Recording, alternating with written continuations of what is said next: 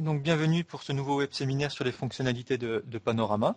Je suis Julien Gallon, je suis accompagné par Nicolas Hamel, qui est donc déjà intervenu lors d'un précédent web séminaire sur BACnet. Il est spécialisé dans les projets d'intégration de protocoles dans Panorama.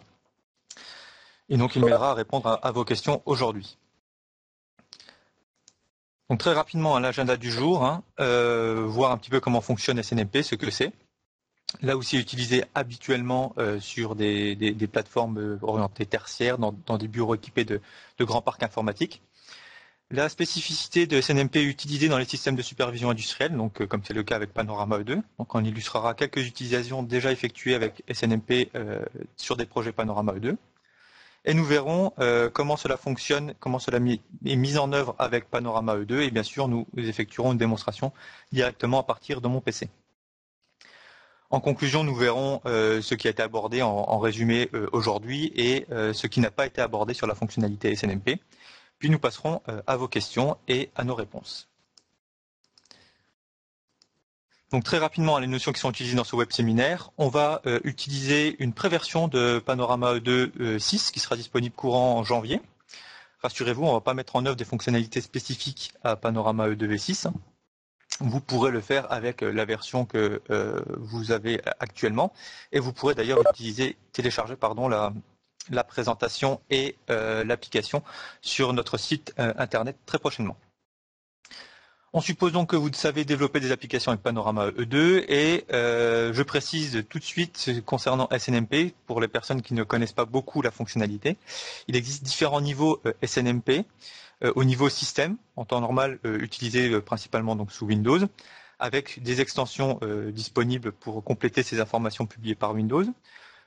Panorama, en tant que serveur, la partie composer va publier des informations que Codera gère directement, qui sont, on le verra dans la présentation ultérieurement, l'état de l'applicatif, l'état de la licence, s'il y a des erreurs, etc.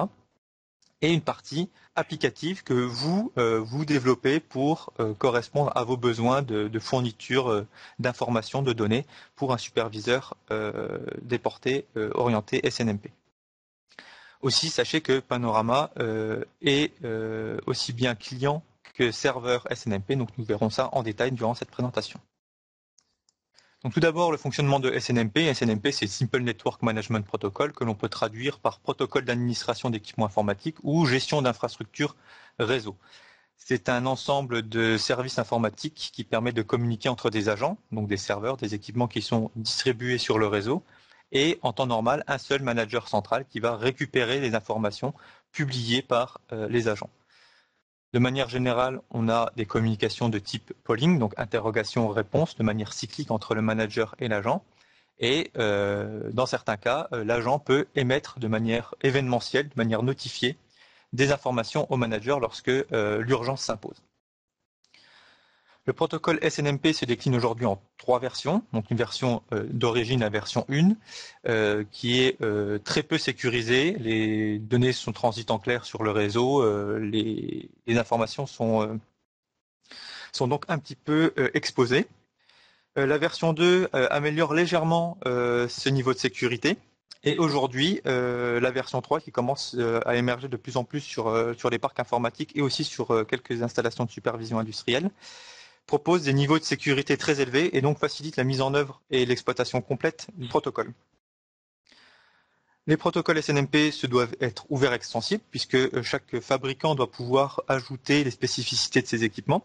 Et sachez que depuis la version 2, les protocoles SNMP donc 2 et 3 consomment peu de ressources réseau et peu de ressources informatiques, donc ne vont pas monopoliser les processeurs centraux pour effectuer les tâches SNMP, mais ils pourront se concentrer sur leur fonctionnement interne optimal. Ce sont des outils qui sont habituellement utilisés par des directions de systèmes informatiques dans les entreprises, dans les collectivités. Donc, c'est des outils qui sont maîtrisés par, on va dire, les informaticiens. Dans quel cas on a besoin d'utiliser une gestion d'infrastructure réseau comme SNMP sur des installations de supervision industrielle? Eh bien, lorsque votre disponibilité doit être importante. Si vous avez une panne sur un équipement qui devient extrêmement coûteux sur l'outil de production, vous avez besoin de mettre en œuvre une maintenance très rapidement. Eh bien, concernant l'infrastructure de supervision, on peut être confronté au même genre de problème. Si vous avez un switch ou un équipement de communication qui tombe en panne, vous allez perdre toute ou partie de votre installation de supervision et devenir aveugle sur les équipements supervisés. Deuxième cas, c'est lorsque le risque n'est pas financier, mais plutôt humain. Lorsque les défaillances, par exemple, sur des réseaux de transport, je sais par exemple que certaines installations de tramway sont équipées en SNMP pour communiquer avec Panorama sur l'état des trams. Et dans un troisième cas, par exemple, lorsque la protection du site est élevée, lorsque vous avez un site sensible de par ce qu'il contient ou par les données qu'il contient, avec par exemple la recommandation de l'ANSSI sur les organismes d'intérêt vitaux, les OIV, qui préconisent donc l'utilisation de SNMP. Pour rappel, l'ANSSI, pour les personnes qui ne savent pas ce que c'est l'Agence nationale de sécurité des systèmes d'information, donc qui concerne en globalité les systèmes d'information, mais aussi les systèmes de supervision industrielle. Habituellement, le SNMP n'est pas réellement mis en œuvre sur les installations industrielles. Ça commence grâce à la version 2 et la version 3 du protocole. Pourquoi ? Parce que souvent c'est dans un outil séparé, donc géré par d'autres équipes, la DSI principalement. Donc il faut impliquer la DSI en amont du projet de supervision industrielle sur la construction du site ou d'équiper les différentes usines. Ce sont donc des équipes automaticiens et informaticiens qui doivent cohabiter. Les automaticiens doivent peut-être s'approprier le protocole, mettre en œuvre des outils nouveaux, différents de ce qu'ils ont l'habitude de mettre en œuvre. Et donc c'est un certain coût sur le développement, sur s'approprier la connaissance du protocole, ajouter des licences pour un superviseur réseau. Donc si c'est pas bien préparé en amont, eh bien ça devient difficile à mettre en œuvre et finalement l'intérêt que cela apporte est souvent remis en cause. Comment fonctionne le SNMP ? Donc le SNMP, c'est des équipements qui publient des informations. Donc on va avoir différentes informations publiées par différents équipements. Un switch ne va pas proposer les mêmes informations qu'une caméra ou qu'une imprimante. Et donc l'ensemble des informations sont disponibles au travers d'une MIB. Donc si vous regardez sur Internet, un MIB, c'est pas seulement qu'un film disponible à la vente et en DVD, c'est aussi toute une arborescence d'informations structurées au travers de nœuds qui définissent l'extrémité de chacune des branches des informations qui sont disponibles sur un agent, donc sur un serveur SNMP. En utilisation, donc on va fournir ces MIB aux différents managers, la plupart du temps il n'y en a qu'un, qui va pouvoir savoir quelles sont les informations pertinentes et disponibles sur chacun des équipements. On va lui donner la liste des adresses IP ou des éléments disponibles sur le réseau pour pouvoir interroger de manière cyclique, toutes les 5 secondes, toutes les minutes, toutes les 10 minutes, tous les quarts d'heure, les différents équipements sur le réseau pour connaître globalement leur état de santé et éventuellement obtenir quelques statistiques de fonctionnement sur le taux de charge moyen, le nombre de paquets qui sont transités sur un switch, la température interne d'une caméra de vidéosurveillance, l'espace disponible sur un PC, etc. Et lorsqu'un événement particulier apparaît, les agences sont susceptibles d'envoyer une notification instantanée au manager. Donc là, on va plus avoir des notions de panne, de défaillance, de remise en cause de la sécurité de l'infrastructure. Donc par exemple, l'intégrité de l'infrastructure, c'est l'exemple qu'on va utiliser dans notre démonstration. C'est la détection de la tentative d'une modification de la configuration d'un élément. Donc pour ce faire, on a aujourd'hui un switch avec nous et on va volontairement entrer un mot de passe erroné sur l'administration du switch et on va récupérer cette information via SNMP sur Panorama. Donc il y a deux principes de fonctionnement, une interrogation cyclique pour récupérer des informations en grande quantité mais de manière sporadique et des notifications qui proviennent des agents pour informer le manager des différents problèmes sur l'équipement. Voilà, après cette brève introduction sur le fonctionnement de SNMP, on va voir un petit peu plus comment c'est utilisé sur un système de supervision industrielle, et notamment avec Panorama E2. Donc habituellement, une application de supervision, un SCADA, ça surveille un process, quel que soit le process, ça peut être une manufacture, gestion de l'eau, de la GTB, etc. Le système est supervisé donc par une application Panorama, mais il n'y a pas seulement qu'une flèche entre ces deux équipements, mais tout un dispositif réseau informatique qui permet de contrôler cette installation. Donc on peut avoir la mise en œuvre de SNMP qui surveille l'infrastructure elle-même de cette installation pour vérifier que le bon fonctionnement des automates, des différents serveurs entre eux, des IHM, des modems et des switches. Deuxième cas de figure qui est déjà utilisé avec Panorama E2, c'est dans les applications principalement de GTB, c'est de reporter des informations de GTB sur l'état de la climatisation, la température intérieure, extérieure, des consommations des ressources informatiques, vers un serveur central de supervision SNMP. Il existe des outils dans le commerce qui permettent de faire de la supervision exclusivement sur SNMP, ce qui est utilisé donc sur les gros parcs informatiques et notamment dans les data centers. Et donc on va pouvoir renvoyer une partie de l'information de Panorama vers ce superviseur qui correspondent à l'état de la climatisation, du contrôle d'accès, etc. sur le serveur central qui gère aussi l'intégrité des serveurs de la ferme informatique. Troisième cas de figure qui est déjà rencontré avec Panorama E2, c'est la mise en œuvre de communication cryptée. Lorsque cette application a été réalisée, nous n'avions pas encore intégré le protocole OPC-UA et donc l'application militaire qui exploite Panorama souhaitait pouvoir facilement transmettre des communications cryptées entre Panorama et une autre application militaire. Donc ce genre de système est une dérive de l'utilisation de SNMP v3, mais qui a déjà été exploité sur des applications importantes. On l'a vu tout à l'heure sur l'arborescence des MIB et des OID, donc les MIB Management Information Base et OID Object Identifier. À chaque nœud correspond un numéro qui est classifié selon un libellé. Donc Codra est référencé auprès de l'organisme qui gère cette arborescence. Et comme toutes les autres entreprises, sous le nœud 1.3.6.4.1, nous avons un identifiant unique qui correspond à Codra. Donc sous ce nœud, nous allons proposer une architecture d'information qui n'est pas figée, puisqu'elle va pouvoir s'adapter à chacune de vos applications. Cependant, on préconise par exemple la réservation de la branche, de la sous-branche 1, qui va correspondre à l'état d'un serveur Panorama. Donc s'il est en mode d'acquisition réelle ou simulée, le nom de l'application qui est en cours de fonctionnement, s'il y a des problèmes sur le fonctionnement ou sur la licence. Ensuite, l'autre branche, principalement la branche 2, est ouverte au développement d'applications et vous pouvez construire vos propres publications d'informations au format SNMP, selon donc toute la variété des applications que vous pouvez mettre en œuvre. On vous recommande de séparer la partie trap, donc la partie événementielle Panorama, de la partie publication de variables Panorama. D'un point de vue construction d'application, c'est très simple à mettre en œuvre. Je vous rappelle par exemple en haut à gauche que la construction d'un lien OPC se fait de la manière suivante avec l'identifiant OPC suivi du nom du client OPC suivi de l'item OPC que l'on recherche sur le serveur. Ce sont des notions que vous utilisez habituellement. Et bien sachez que pour SNMP c'est pareil.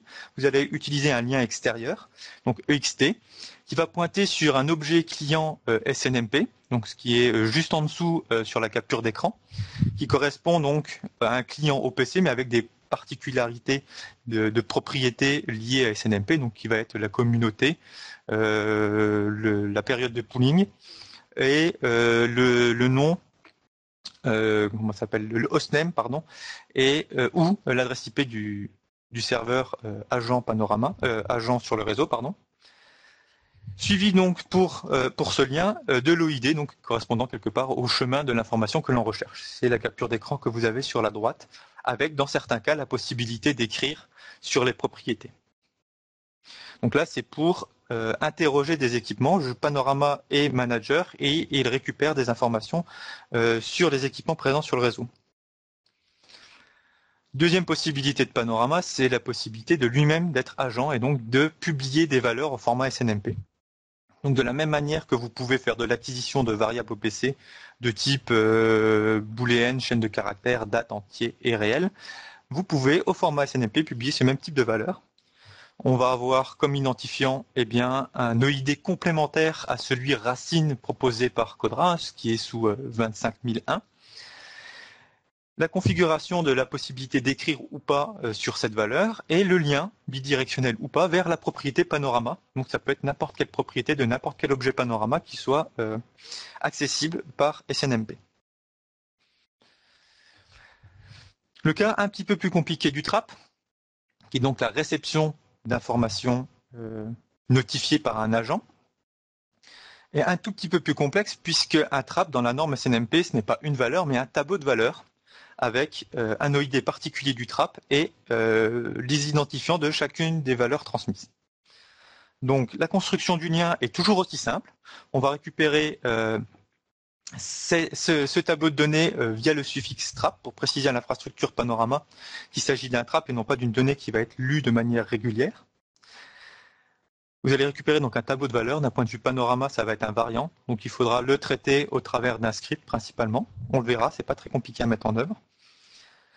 Sinon, vous avez la possibilité d'aller récupérer directement la valeur qui vous intéresse, tant en suffixe du trap, l'OID de la valeur recherchée. Et donc là, vous obtenez une variable du même type que le type émis par le trap. Pour l'émission de trap, on va s'appuyer sur des événements et des alarmes Panorama. Quelque part, c'est quelque chose de spontané, de notifié. Donc en amont, côté Panorama, pour envoyer des traps à un manager, on va s'appuyer donc sur une alarme ou un événement. Le standard SNMP ne propose pas d'acquittement des alarmes, donc on va plus envoyer des informations sur un état et il n'y aura pas de retour proprement dit par le format SNMP. Donc on va avoir un ensemble d'alarmes et d'événements. Pour pouvoir associer des traps à ces alarmes et des événements, il va falloir pouvoir les filtrer. Ça va être l'utilisation d'un outil de notification et de son abonnement. Et certaines alarmes, certains événements vont tomber dans ce filtre. Ce filtre va mettre en forme grâce à un style, c'est exactement le même style que vous utilisez pour mettre en forme vos fenêtres d'alarme, qui permettent de récupérer bien toutes les informations disponibles dans un événement ou dans une alarme. Que ce soit le libellé, l'état, la transition et même des champs de catégorie d'alarme, si vous le souhaitez. On verra ça directement dans la démo. Une fois que ce style est appliqué, la notification transmet la valeur mise en forme à l'objet Trap Panorama qui lui va émettre cette notification vers un manager ou de manière broadcastée. Voilà pour cette introduction sur la partie SNMP dans Panorama. Donc on va visualiser un petit peu cela dans une application.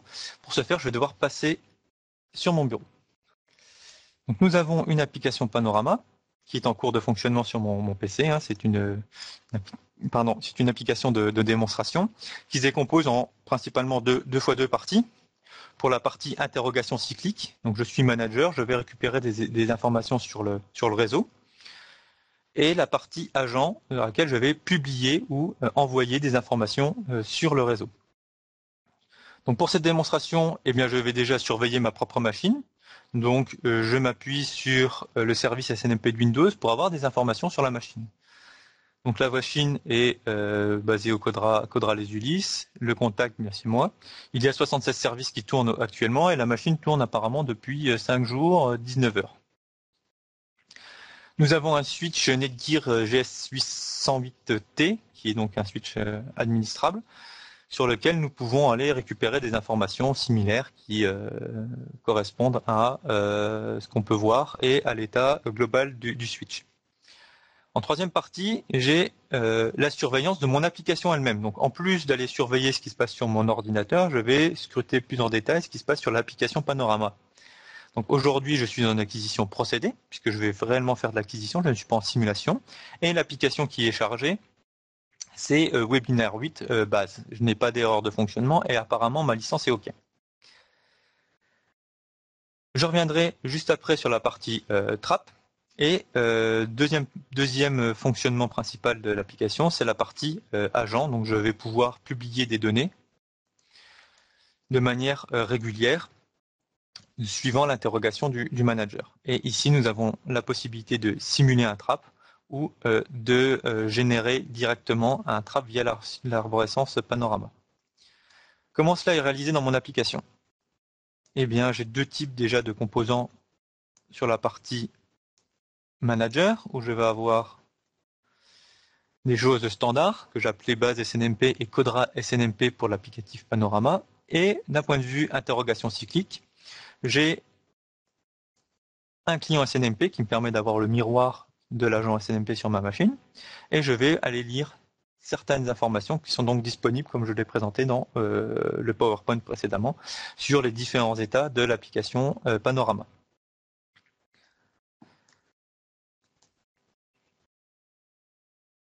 Deuxième possibilité de fonctionnement, c'est l'utilisation de trappes. Donc pour ce faire, j'ai créé un petit composant, sous-composant. On va aller voir un petit peu comment il est conçu. Il est ici, ce petit sous-composant.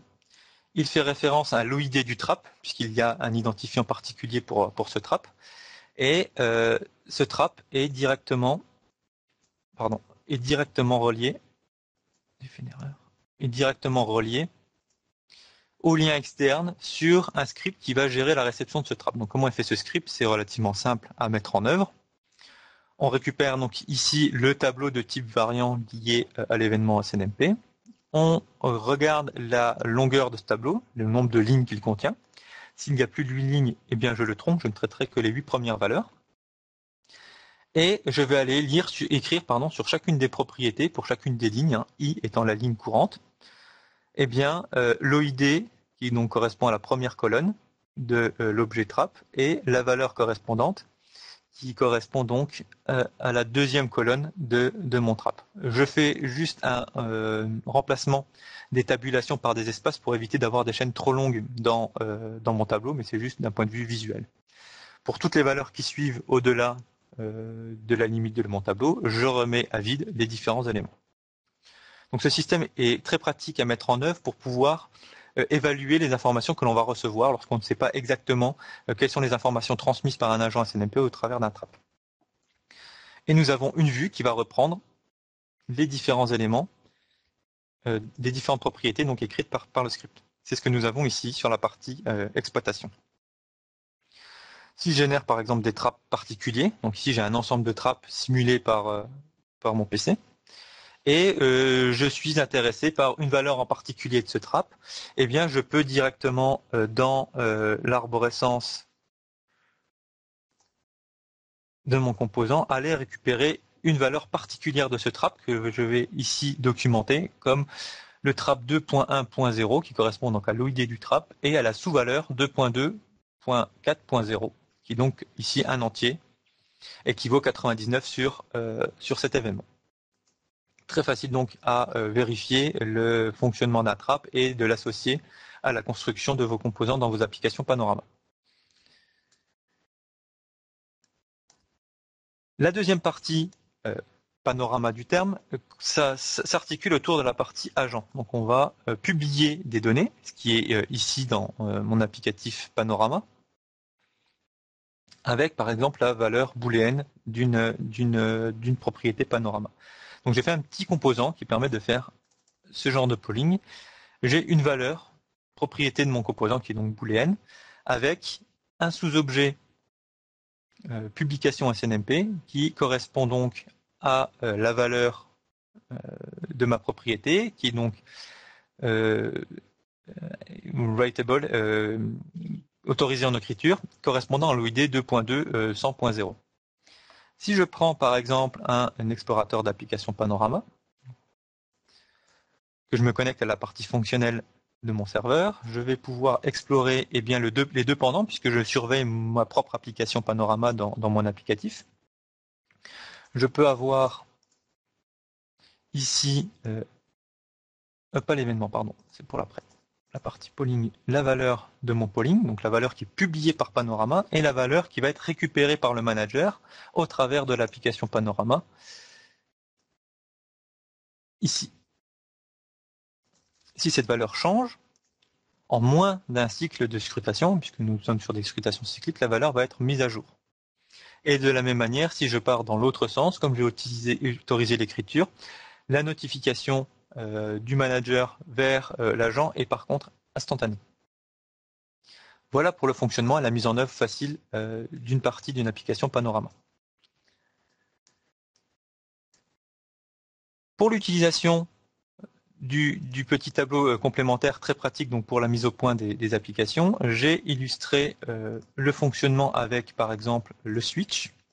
Sur le switch, nous avons un tableau de trappe qui, d'après la documentation, nous donne sur l'OID du trap 136, 163, 1155, eh bien, les identifications erronées sur l'interface web du switch. Et donc, si nous nous connectons sur l'interface web du switch et que nous entrons un mot de passe erroné, nous allons obtenir un trap correspondant à la valeur de l'OID. Alors, pour ce faire, il nous faut ouvrir une fenêtre complémentaire qui est exactement la même que celle de mon application, mais concernant mon switch. Voilà, donc là, je vais scruter les valeurs liées à la réception du trap sur le switch. Donc, on va entrer n'importe quoi. Et j'obtiens donc un ensemble d'informations, un trap, qui me présente plusieurs OID sur un problème d'identification depuis le PC 214-222. Donc ça va nous aider par exemple à développer notre application pour mettre en œuvre certaines valeurs, certaines notifications. Donc c'est ce que j'ai mis en place ici sur la partie purement supervision industrielle entre guillemets. Ici on a une fenêtre d'historique d'alarme et on va juste compléter cette petite application avec les informations qui nous seraient utiles pour une supervision de l'infrastructure réseau et ainsi boucler cette présentation sur toutes les possibilités de mise en œuvre de la fonctionnalité SNMP dans Panorama. Donc je vais de manière un petit peu barbare ajouter directement différents objets au niveau de mon unité. Hein. Si je voulais faire ça proprement, j'aurais dû mettre ça dans le modèle de composant du switch. Avec d'une part un calcul qui va mettre en forme les informations récupérées au travers switch STR pour chaîne de caractères, qui va permettre de mettre en forme le libellé que je vais faire apparaître dans l'historique d'alarme. Pour effectuer ce calcul, je vais tout simplement effectuer donc la concaténation au travers d'une chaîne de caractères par exemple de différentes valeurs. La première valeur qui nous semble intéressante est la valeur 2, qui est très pertinente d'un point de vue libellé d'alarme. Donc on va aller chercher la valeur 2 du tableau lié au switch. Je vais laisser un léger espace entre les deux. Je vais ajouter une deuxième valeur qui me semble intéressante, c'est la valeur 3, qui donne l'origine de l'événement. Donc le switch en adresse IP, c'est 192.168.214.130. Je vais récupérer donc la propriété qui m'intéresse dans la construction de mon libellé. On a dit la valeur 3, pardon. 3, donc je vais juste remplacer la valeur 3.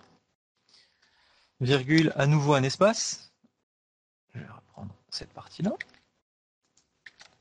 Et virgule, l'heure d'événement, donc qui est liée ici à la durée de fonctionnement d'un équipement SNMP. C'est un type de propriété particulier qui correspond donc à la durée écoulée depuis le lancement de l'équipement, de l'agent sur l'équipement, qui est donc la valeur 0, qui me permettra d'avoir assurément une nouvelle notification à chaque changement de valeur. Je vérifie la syntaxe, il n'y a pas de souci, on valide. Voilà, donc d'un point de vue fonctionnement, par contre, petite information subtile de mise en œuvre de la fonctionnalité, c'est ici j'ai plusieurs valeurs qui peuvent changer de manière légèrement décalée. Donc je vais mettre en place un délai pour être sûr que je vais obtenir le changement global de toutes ces valeurs en moins d'une seconde. Et je vais traiter ce calcul non pas sur la valeur courante, mais sur la valeur décalée du délai accordé, pour être certain que toutes mes valeurs aient eu le temps de changer lorsque je réceptionnerai la nouvelle valeur. Pour pouvoir l'afficher dans la fenêtre d'historique d'alarme, il me faut tout simplement un objet événement pour pouvoir associer ici par exemple type égal EVT switch, pardon, avec un petit E,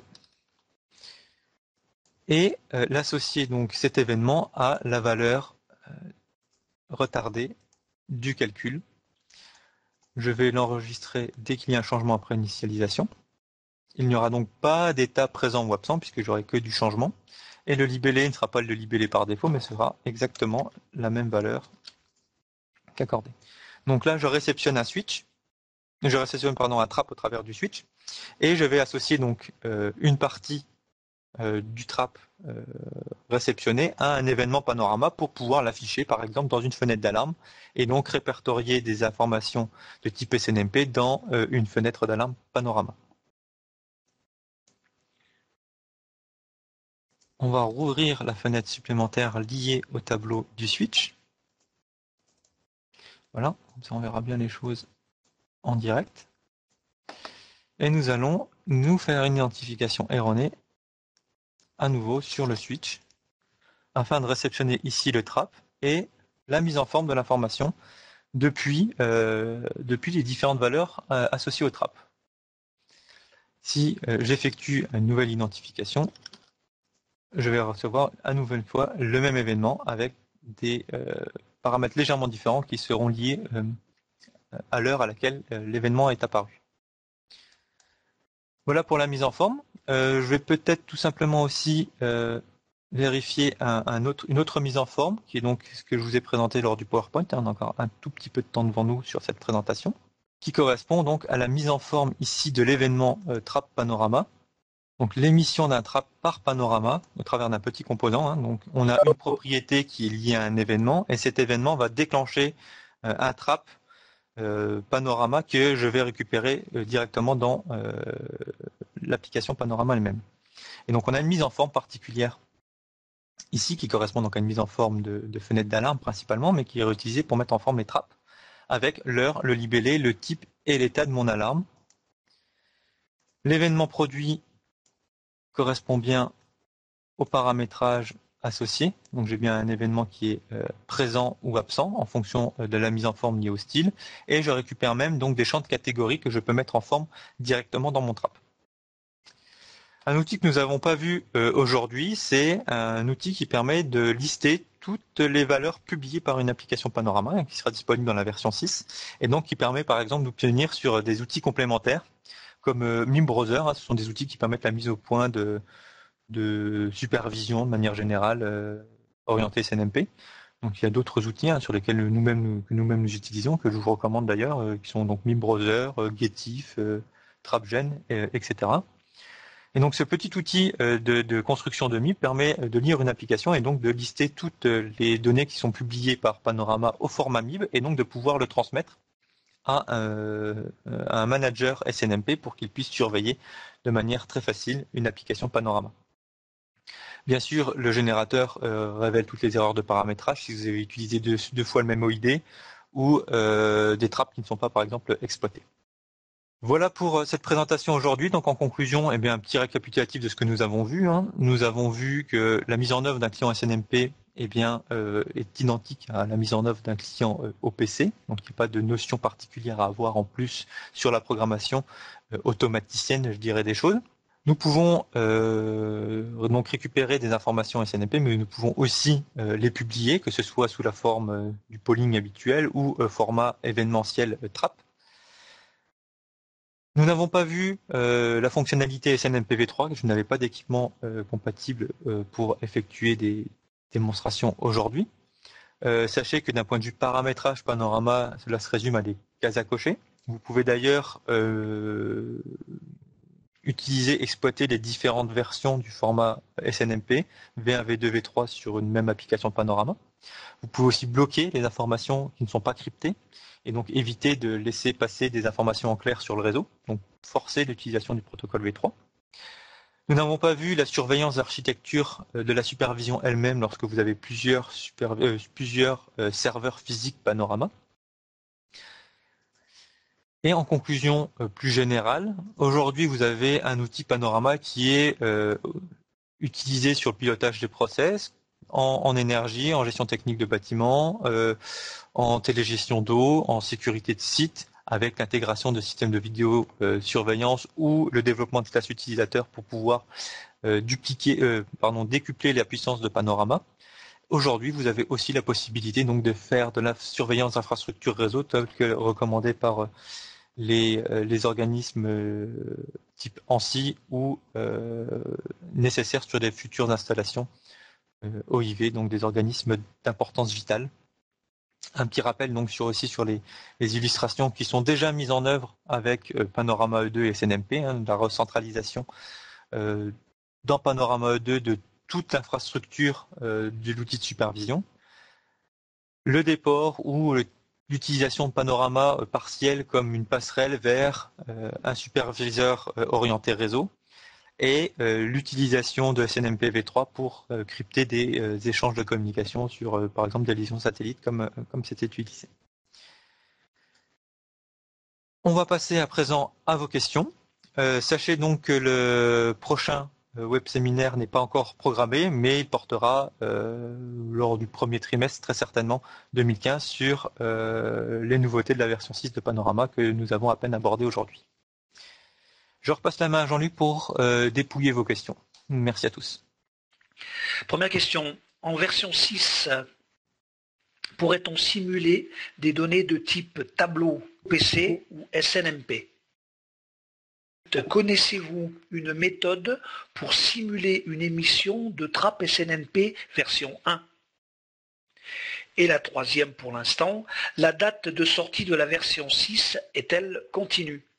Je te repasse la main, Julien, afin que tu puisses répondre au moins à ces trois questions. Oui, bonjour. Alors, c'est pas Julien, c'est Nicolas Hamel. Bonjour. Donc, je vais tenter de répondre à toutes ces questions. Donc, si je les reprends, pas forcément dans l'ordre, peut-être d'abord commencer par la V6, puisqu'il y a une question sur la sortie de la V6. Elle est attendue début d'année prochaine. Donc la question qui concerne la simulation, qui est aussi un peu plus large que SNMP, qui concerne OPC et SNMP, au niveau des types tableaux, il n'est pas prévu, y compris en V6, de pouvoir les simuler. Par contre, la question supplémentaire concernant les trappes V1, V1, V2 ou V3 d'ailleurs, il y a une méthode effectivement pour pouvoir les simuler. C'est vrai que c'est plus pratique pour mettre au point les applications avant d'être connecté au procédé, enfin en tout cas à l'infrastructure à superviser. Effectivement, on peut faire des tests de mise au point de l'application. Donc pour ça, nous en interne, on a utilisé un petit logiciel qui s'appelle TrapGen, qui est très pratique, qui se configure facilement via des fichiers de configuration. Donc on peut aussi donner les références pour pouvoir l'utiliser. Il est très facile à mettre en œuvre et d'ailleurs vous en avez eu un exemple peut-être sans vous en apercevoir dans l'application de démonstration présentée par Julien tout à l'heure. Voilà, sur cette partie en bas à droite, simulation de trappe, donc l'application à utiliser via des scripts lancés en ligne de commande et mis en œuvre l'outil TrapGen. Alors j'ai d'autres questions. OK pour surveiller les serveurs, mais les IHM, donc question la première. Ensuite la deuxième, qu'a de plus la version 3 par rapport aux précédentes? Ça c'est la deuxième question. Pour la troisième, comment cela fonctionne d'un point de vue licence? Là j'en ai donné 3, je garde la quatrième pour tout à l'heure. Merci pour la réponse. Donc pour la partie HM, on l'a pas illustré ici dans la partie applicative, déjà pour des histoires de démonstration d'une part, et d'autre part, il y a énormément de cas de figure différents sur l'utilisation d'IHM Panorama. Est-ce que déjà l'IHM, d'un point de vue prérequis cahier des charges de fonctionnement de l'installation, est-ce que l'IHM doit fonctionner en permanence ou pas? Est-ce qu'elle peut être éteinte? Est-ce qu'il peut y avoir plusieurs postes qui fonctionnent? Est-ce qu'il peut y avoir plusieurs IHM sur un même poste? Donc là, on va avoir des mécanismes assez variés à mettre en œuvre. On peut, dans tous les cas, superviser l'état de l'agent Windows présent sur les postes IHM. si tant est que le cahier des charges force le fonctionnement permanent de ces postes. Il y a aussi ce qu'on appelle la vérification de vigilance, donc qui est déjà directement intégrée dans Panorama. Côté IHM, hein, on a une déconnexion automatique par exemple de l'utilisateur. On peut avoir aussi des mécanismes internes à Panorama sur la surveillance d'une présence d'une IHM, etc. Donc il y a plusieurs contraintes qui peuvent être un petit peu antagonistes sur la mise en œuvre. C'est pour ça aussi qu'on l'a pas présenté dans Panorama. Pour répondre à la question un peu plus en détail, 4+, la version 3 de SNMP, donc là on parle de la version 3 de la norme SNMP, il faut savoir dans un premier temps que d'un point de vue fonctionnalité, c'est réellement strictement identique aux versions 1 et 2. Il n'y a aucune différence au niveau fonctionnalité. Donc on fait exactement la même chose. La seule différence, c'est par rapport à la sécurité. Donc on a d'une part une notion d'authentification et une notion de cryptage. Donc c'est tout simplement les données sont, enfin plutôt les connexions sont authentifiées et les données sont intégralement cryptées. Mais je le rappelle, d'un point de vue fonctionnel, c'est strictement identique. Concernant les licences, donc là, au niveau des licences, la philosophie Panorama reste telle quelle, c'est-à-dire que ce sont les points acquis qui comptent pour un point de licence, que ce soit via OPC ou SNMP. Voilà, donc ça c'est pour la partie acquisition, donc la fonctionnalité manager SNMP. Pour la fonctionnalité agent SNMP, là on n'acquiert aucun point, donc on ne fait que les publier. Là, ça n'est pas soumis à licence, à comptage de licence au niveau de la fonctionnalité manager SNMP. Pour la partie version 3 de SNMP, il y a, il faut le savoir, c'est une option payante dans Panorama. Ok, merci. J'ai une dernière question pour l'instant. Peut-on avoir un trap qui notifie une valeur d'une donnée scrutée? Oui, alors, la norme SNMP à ce niveau-là est assez floue. Cependant, on n'a pas, même si on n'a pas déterminé, nous, de notre côté, de cas de possibilité de cet événement, en fait, il n'y a aucune incompatibilité au niveau panorama. Il n'y a absolument aucun problème pour recevoir à l'intérieur d'un message de type trap une valeur dont l'OID serait équivalent à celui d'une donnée acquise par polling. Je tenais à vous remercier une nouvelle fois pour avoir assisté à ce web séminaire que nous a présenté Codra. J'espère à bientôt. Merci à tous et au revoir.